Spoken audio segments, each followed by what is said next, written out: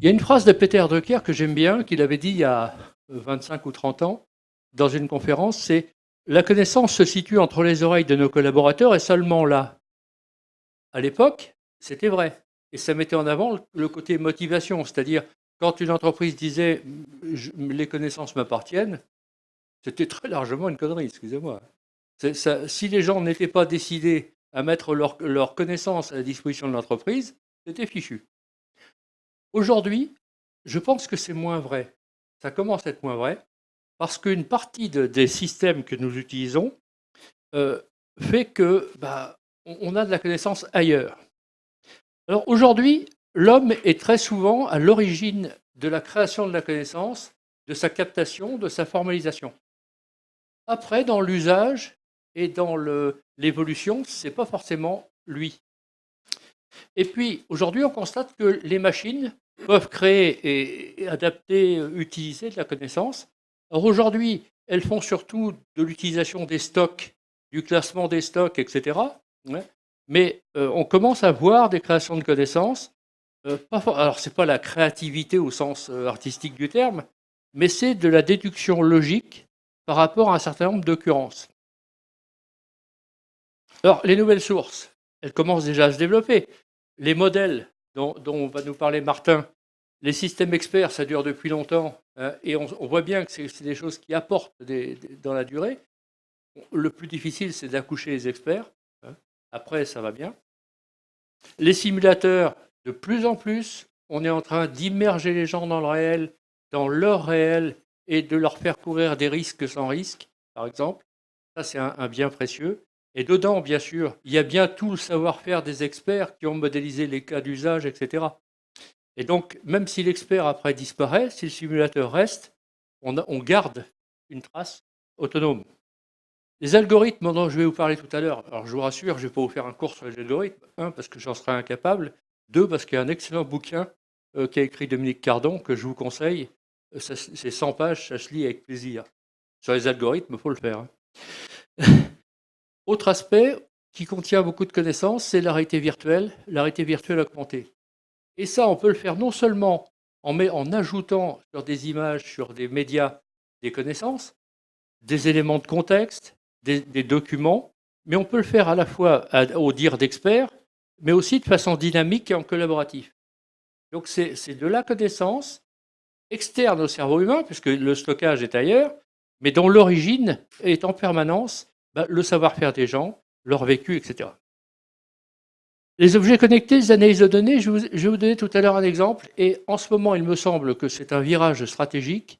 L'objet connecté, pour l'instant, on voit ça comme producteur de data. À mon avis, c'est une bêtise. C'est un challenger de modèle économique. On va voir tout à l'heure. Le machine learning, les robots, les capteurs. Aujourd'hui, les robots, tout le monde en parle. Il n'y en a pas encore tant que ça de visibles. Mais dans nos usines, il y a combien de robots qui font les productions? Auprès des personnes dépendantes, ça commence à se développer. Dans les endroits où on ne peut pas envoyer un homme parce que c'est dangereux, on envoie un robot ou un drone. Donc là, ça commence à être des réseaux, enfin des capteurs de savoir et des stockeurs de savoir, et parfois de savoir adaptatif. Hein. On pourra en parler, par exemple, sur les schémas de décision des robots.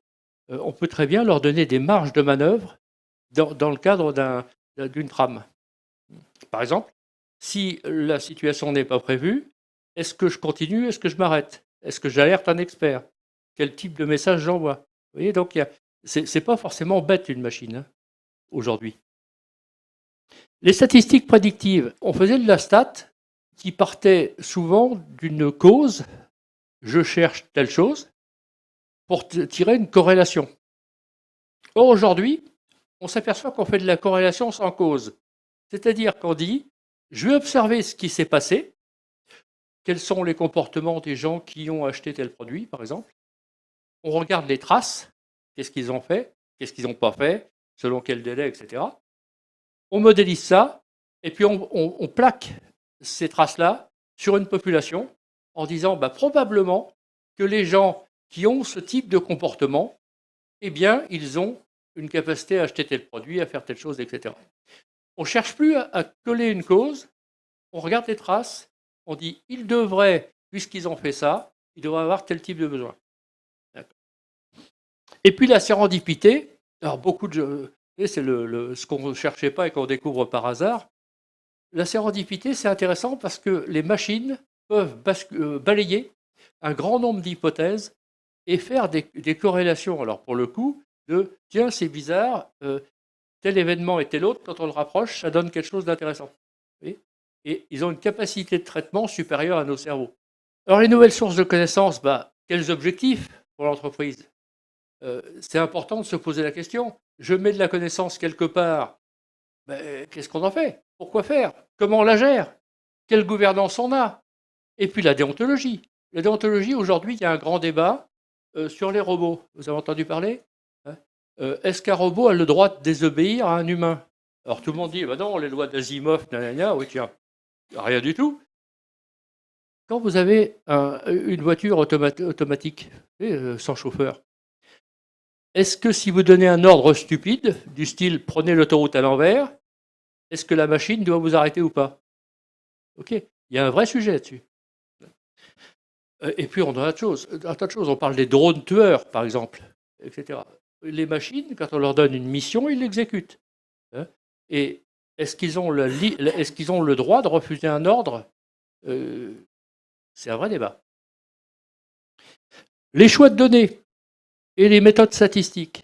Alors là, je vous parlais tout à l'heure des deux approches de la statistique. Il y en a beaucoup d'autres.